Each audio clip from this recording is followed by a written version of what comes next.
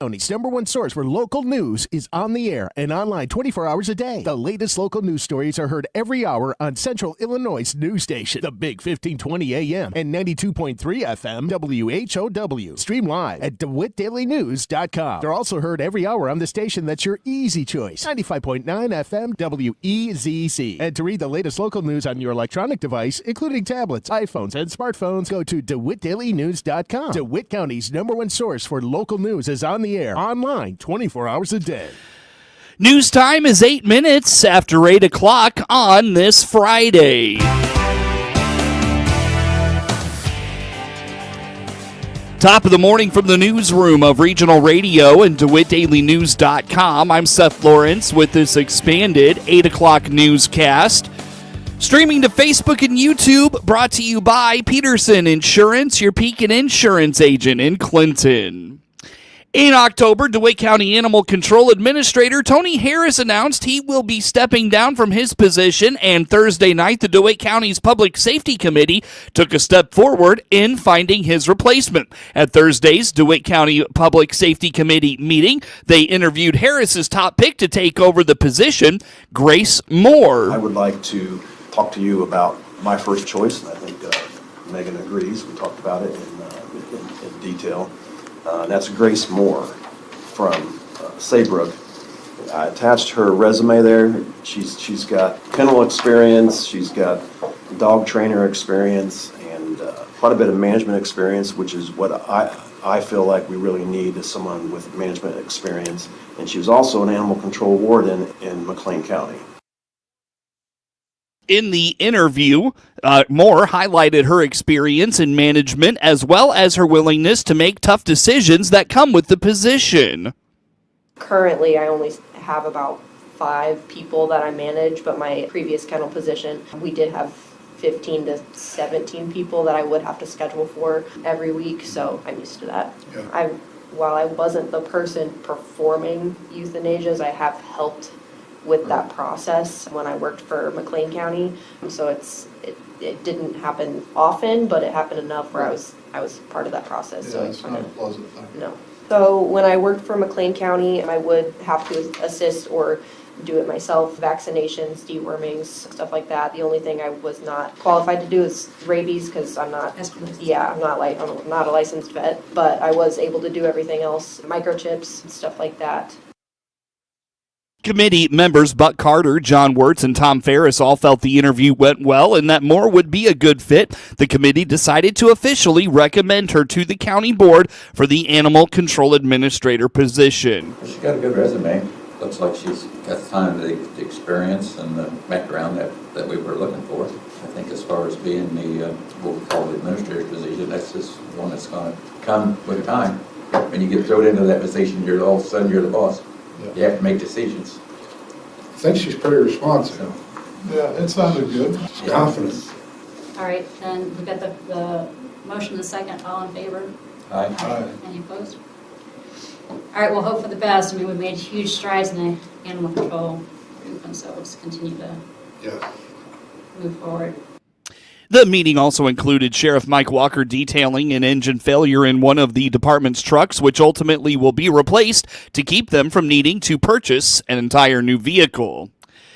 Getting students interested in agriculture at a young age is the best way to ensure the industry's future. On the WHOW Morning Show Thursday, Dr. Michael Tresnick, superintendent of DeLand-Weldon Schools, told Regional Radio with the return of the ag program this year, they're renovating their high school's ag space as a part of other building improvements. We did agree to a contract with Architectural Expressions down in Forsyth. We will be doing a summer project where we're going to renovate the elementary, put in new ceilings, similar to what we did at the high school. Mm-hmm. We're also going to renovate our agriculture area, update the electrical. It's got 1960s electrical in it, so it's not quite what we need. Yes, we have it going. So our next step in that program is we want to renovate that space. We're going to, like I said, upgrade electrical, probably put a wall in to kind of create a classroom space in there. We're also going to put in spacing for 4 welding booths. It's something we really wanted to do. We think that that's an area that will help our kids. They can get some basic training in welding. If they really are excited about it, then they could go on to Heartland Academy to take further studies. A lot of things moving forward, so we're excited that we're able to do these things this coming summer because it's going to help our kids. It's going to give them opportunities. We're a small high school, but we're doing everything we can to give the maximum number of opportunities to our kids. The ag program at DeLand-Weldon is still in its early stages. Dr. Tresnick has goals like installing a greenhouse to expand the learning opportunities for students in ag. But we're still looking at what we want to do. I have personal goals in there. If I could find someone to donate a greenhouse, we would love to have put a greenhouse in right next to that ag shop area. We recently, using some grant money, purchased brooders and incubators, and we're going to start looking at showing kids how to raise chickens. We might even look at putting in a chicken coops there, because we're out there in the middle of the country, and with the idea of how can you do some of your own sustainable farming. And along with that it'd be nice to get a greenhouse where we could show kids how to grow, be it herbs or whatever, or even the flowers or whatever, but show kids those proper techniques. So we got a lot of long-term things we want to do, but we're going to try to take it one step at a time. But like I said, if there's someone out there that wants to donate a greenhouse, we'll put a big sign on there saying donated by. Yeah, sure. That's something that in the future we really want to try to do. We think that would actually have a K-12 effect. We could have our elementary kids see that, and I think it would be a lot of fun for them. Dr. Tresnick notes high school is no longer just about preparing kids for college because many students elect to take non-traditional routes after graduation. We look at the ag program as a great means to provide multiple opportunities to kids. And I think that's what we have to be about. It's what high schools have to be about nowadays. It's not about preparing a kid just to go to college. It's about preparing kids to become successful parts of society. And that could be going into apprenticeship programs. That can be going in the military. It can be going and becoming a welder, making a good living and all that. And what we want to try to do is give kids a taste of that. These are the opportunities out there. We're not going to make a professional welder. We don't have that capability, but maybe a kid wants just to try it out and say, hey, let me see what I think of this, and they like it. Nothing out of their pocket at that point. Then they can go on and then follow that path. DeLand-Weldon schools are in the middle of strategic planning, which in part will include the future of the ag program. Follow along with the updates at dwschools.org. Springfield Clinic has announced CEO Ray Williams will retire on December 31st after 8 years at the helm. Under Williams' leadership, the organization achieved significant growth, navigated major challenges, and maintained its focus on delivering high-quality care to the community. Williams explained his decision to step down was driven by a desire to prioritize his family at this stage in life. Reflecting on his time as CEO Williams noted it had been a privilege to lead Springfield Clinic alongside a team of dedicated professionals. He expressed his confidence in the clinic's strong foundation and its readiness to thrive in the future. During his tenure, Williams guided the organization through several pivotal moments, including its response to the COVID pandemic, resolving a major insurance dispute with Blue Cross Blue Shield of Illinois, and implementing a new electronic health record system. As part of the transition, the clinic has named Jen Boyer as acting CEO effective January 1. Boyer, who was recently promoted to Chief Operating Officer, has over 27 years of healthcare experience, including 12 with Springfield Clinic. She emphasized her commitment to building on the progress made under Williams' leadership while ensuring patients continue to receive excellent care. Boyer began her healthcare career as a hospital volunteer and has since worked in public health and emergency room leadership. She joined Springfield Clinic in 2012 as a nurse navigator and advanced through roles in operations, ultimately becoming Senior Vice President of Operations. Known for her collaborative and patient-focused leadership style, she aligns closely with the clinic's mission mission and values. The Springfield Clinic Board of Directors will soon launch a national search for a permanent CEO. In the meantime, Boyer will collaborate with the leadership team to ensure a smooth transition and sustain the organization's momentum. The clinic's leadership praised Williams for his vision and transformative impact on the organization, expressing gratitude for his years of leadership and dedication.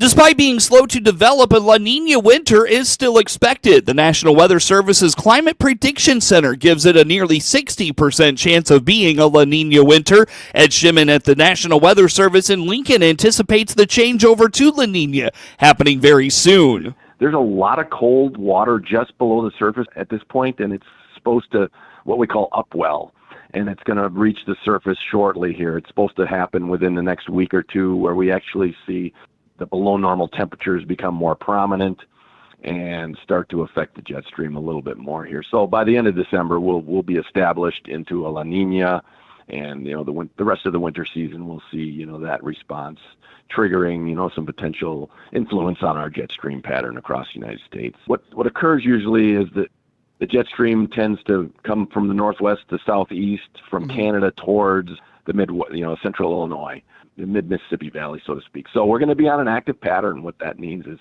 you're going to have, bouts of warm, but also very, very cold air can come with some of those. And so we're expecting, based on some research out of the U of I for La Niña winters, some impactful cold snaps as well as strong winter storms. We average 6-inch snowfalls just less than once every other year.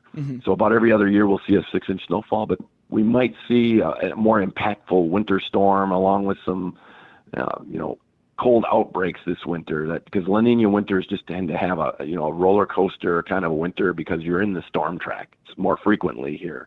So that's what we're looking at if those La Niña establishes. So January, February could be pretty active in terms of getting an impactful snow and then maybe warm up. So, you want to be ready, for that wintry driving conditions, because some of these storms could be kind of strong this year. With a La Niña winter here, this will mark the fourth time in the last 5 years we've had a La Niña winter in Illinois. The La Niña winter weather pattern is setting us up for an above normal precipitation weather outlook for the traditional weather months. 19 minutes after 8 o'clock is news time on this Friday. Coverage of news is streaming to Facebook and YouTube, brought to you by Peterson Insurance, your Pekin Insurance agent in Clinton. We'll take a look at local sports coming your way next on the WHOW Morning Show. We stream live online all the time at DeWittDailyNews.com. Again, a look at local sports comes up next. Ace is the place with the helpful hardware, folks. Looking for the perfect present? Stop by your neighborhood Ace and find the best gifts from brands like Traeger, Weber, Milwaukee, Yeti, and more. Plus, get everything in time for the holidays when you pick up curbside or get it all delivered right to your door from your local Ace. Get a great gift that everyone will love when you wrap it in red at Ace. This is Brad from Gibson Ace Hardware in Clinton, Illinois. Stop in to see us, the helpful place at 114 North Madison Street, Clinton. WHOW, the Big 1520 across central Illinois. 92.3 FM in DeWitt County. 106.5 FM in McLean County. And WEZC 95.9 FM are proud to sponsor our 17th annual Food for Families food drive. We're asking you to contribute to the Neighborhood Care Center no-fee grocery shopping program. This program connects small-town neighbors to a relational network that supports and inspires them to reach their God-given potential. The no-fee grocery shopping provided at the center supplies foodstuffs to needy families each week in the Clinton area. Feel free to donate your food or monetary donations to the Neighborhood Care Center no-fee grocery shopping, located at 309 West Main in Clinton on Tuesdays and Thursdays from 9 a.m. to 3 p.m. at the door located off of Washington Street. Please do not use the main entrance off of Main Street. Contact Executive Director Cody Munkman at 217-935-6844. Those in need in Clinton community, thank you for caring and sharing this holiday season as part of our 17th annual WHOW and WEZC Food for Families Drive. Covenant Animal Clinic in Clinton now has a new online store for your pet's medicine and supplies. Hi, this is Dr. Sue Sturr inviting you to check out our new online store at CovenantAnimalClinicIL.com or just click on our icon at DeWittDailyNews.com. Serve Pro of Piatt DeWitt counties for fire and water restoration, reconstruction, and now duct cleaning to keep your air healthy. Find out how they can help you by clicking their icon at DeWittDailyNews.com. Share 55. With SRN Sports, I'm Jeremy House. In the NFL, the LA Rams used 4 field goals to beat the San Francisco 49ers 12-6. The win helps Los Angeles move a half game behind division-leading Seattle. Matthew Stafford was 16 of 27 for 160 yards. Meanwhile, the 49ers loss dropped them to 6-8. While mathematically still alive, they are likely not going to the playoffs. In the loss, Brock Purdy was 14 of 31 for 142 yards. That's correspondent Ryan Leong reporting. In the NBA, winners included Boston, Miami, and Sacramento. One men's top 25 college basketball game last night saw number 3 Iowa win bragging rights to the Hawkeye State with an 89-80 win over Iowa. In Colorado, two-way standout Travis Hunter is the AP College Football Player of the Year. Hunter received 26 of the 43 votes from a panel of AP Top 25 voters. This is SRN Sports. In the NHL, the Vegas Golden Knights pull out a 3-2 win over the Winnipeg Jets on a goal by Ivan Barbashev at 3:47 of overtime. A turnover led to Barbashev's 14th goal of the season and sent Vegas to its 4th straight win. Keegan Kolesar and Victor Olofsson also scored for the Knights, with Olofsson tying the game on a power play goal with 1:49 left in regulation. Shea Theodore had 2 assists while Vegas outshot Winnipeg 36-20. Aiden Hill made 18 saves for the Knights. I'm Dave Ferry. Other winners were Philadelphia, New Jersey, Toronto, Pittsburgh, Washington, the New York Islanders, San Jose, Edmonton, Nashville, Utah, Tampa Bay, Seattle, and Vancouver. Bill Belichick is already the most decorated coach in NFL history. His next challenge is college football after he agreed to a 5-year deal to coach at North Carolina. This is SRN. Time now for a look at sports. I'm Seth Lawrence with this report. 4 players scored in double figures, and Clinton rolled Shelbyville 74-40 in Central Illinois Conference opening high school girls basketball action in Shelbyville Thursday night. Lila Kluver paced the Lady Maroons with 18 points. Clara Dempsey and Reagan Filkin added 16 points apiece. Carly Anderson scored 10 for the Lady Maroons, who led 31-22 at the intermission and used a 20-5 third quarter advantage to break the game open and led 51-27 going to the fourth. The Lady Rams dropped to 2-8 overall and start 0-2 in the Central Illinois Conference. Clinton goes to 7-3 overall and 1-0 in the CIC. The Lady Maroons continue CIC play Monday when they host Meridian at Clinton High School. Hear Monday's action on WHOW and all its digital platforms. Tip time is 7:15. Central A&M took down Maroa-Forsyth 54-48 from the Macon County Tournament Thursday at Central A&M High School. The Trojans and Raiders played a tight contest throughout the night. Kobe Lane led Maroa-Forsyth with 17 points. Cabron Lee had 12, while Kenny Morris chipped in with 10. Rhett Steiner led Central A&M with 17 points, and Victor Ravello scored 13. The Trojans fall to 2-1 overall. They will play for third place at the Macon County Tournament. Running the football has the 8-5 Seattle Seahawks sitting atop the NFC West heading into a Sunday night showdown with the visiting 9-4 Green Bay Packers. Geno Smith's new top target is second-year receiver Jackson Smith-Njigba, who needs 89 yards receiving for his first 1,000-yard season. Smith-Njigba has 75 catches for 911 yards and 5 touchdowns, while DK Metcalf, often dealing with double coverage, has 54 catches for 812 yards but just 2 touchdowns. The Seahawks will face another hot team in the Packers, who have won 7 of 9. Green Bay's 2 losses in that stretch have come against the NFC best Detroit Lions, who are 12-1, including a 34-31 victory by the Lions on December 5th.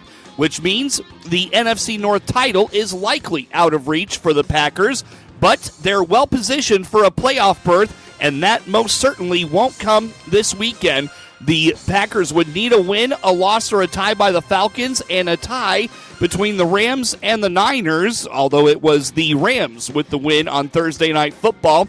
When the Packers surged their way into the playoffs last season, quarterback Jordan Love was a major reason why. He had 18 touchdown passes and 1 interception in Green Bay's final 8 games. During the last 4 games of this season, Love ranks 3rd in the NFL with a 118.9 passer rating with 6 touchdowns, 1 interception, and a league best 10.3 yards per attempt. Game time is 7:20 on Sunday.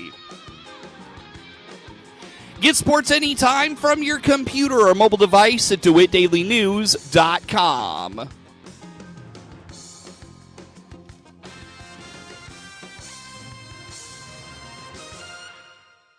This Miller Media Group radio station and our online daily newspaper, DeWittDailyNews.com, have got winter weather covered. With our exclusive event delay software, closings and cancellations are posted instantly when received, 24/7, and also air every 10 minutes during applicable times. And find out the latest road conditions at the road conditions icon on DeWittDailyNews.com. Whether online or on air, we've got you covered. Hey there, it's Ramey Miller, personal and business coach, and also owner of Run Deep Coaching, and a Taylorville native now living in the Northern Illinois area. I have the pleasure of helping people strengthen the relationship with themselves and others virtually, no matter where they